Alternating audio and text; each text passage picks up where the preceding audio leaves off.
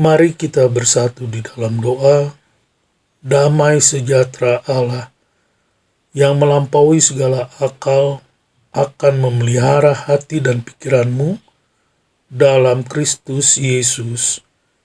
Amin. Shalom. Selamat pagi, Bapak, Ibu, Saudara yang dikasihi oleh Tuhan. Pembacaan firman Tuhan di pagi hari ini terambil dari Kitab 1 Samuel, pasalnya yang ke-30, ayat yang pertama sampai dengan yang ke-6. Kitab 1 Samuel, pasalnya yang ke-30, ayatnya yang pertama sampai dengan yang ke-6, di bawah satu perikop, Siklak terbakar, pembalasan Daud kepada orang Amalek.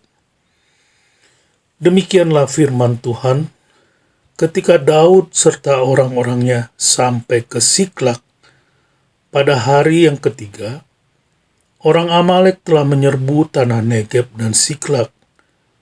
Siklak telah dikalahkan oleh mereka dan dibakar habis. Perempuan-perempuan dan semua orang yang ada di sana, tua dan muda, telah ditawan mereka dengan tidak membunuh seorang pun. Mereka menggiring sekaliannya, kemudian meneruskan perjalanannya. Ketika Daud dan orang-orangnya sampai ke kota itu, tampaklah kota itu terbakar habis, dan istri mereka serta anak mereka yang laki-laki dan perempuan telah ditawan.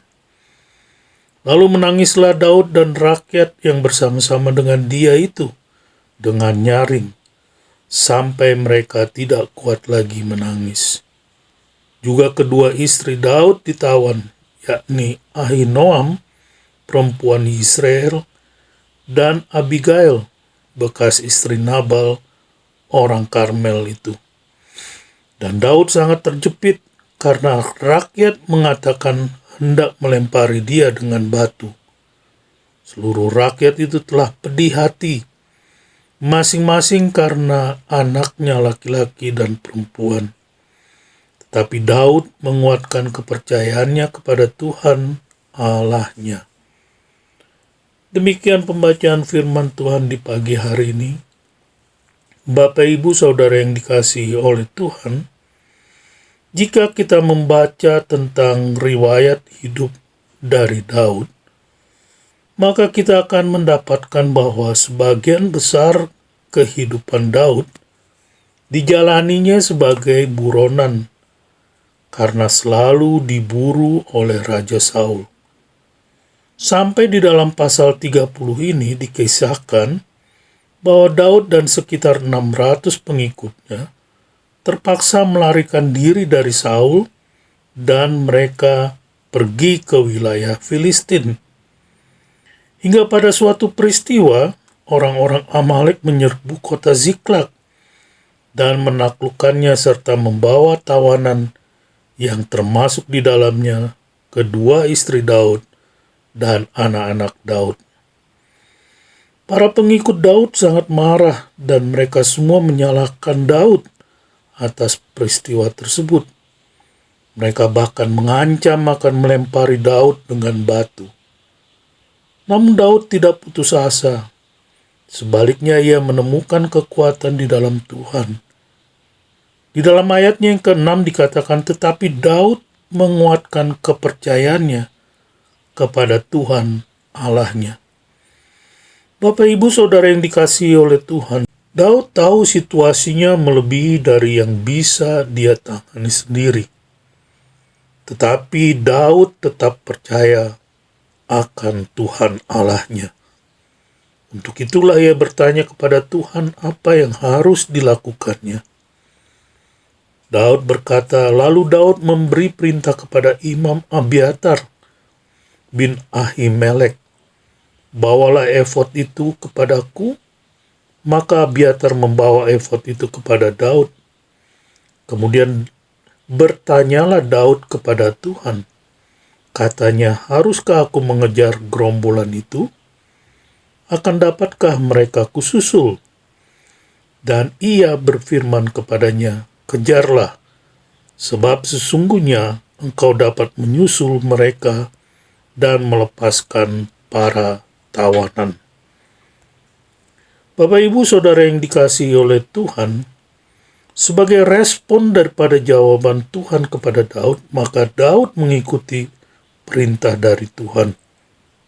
Dan di dalam ayatnya yang ke-9, 17 dan juga yang ke-18 akan digambarkan oleh Daud yang memperoleh kemenangan itu. Dikatakan lalu pergilah Daud beserta ke-600 orang yang bersama-sama dengan dia, dan sampailah mereka ke sungai Besor. Sementara orang-orang yang mau tinggal di belakang berhenti di sana. Dan pada keesokan harinya, Daud menghancurkan mereka dari pagi-pagi buta sampai matahari terbenam. Tidak ada seorang pun dari mereka yang lolos, kecuali 400 orang muda yang melarikan diri dengan menunggang unta.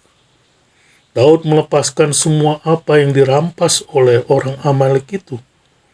Juga kedua istrinya dapat dilepaskan oleh Daud.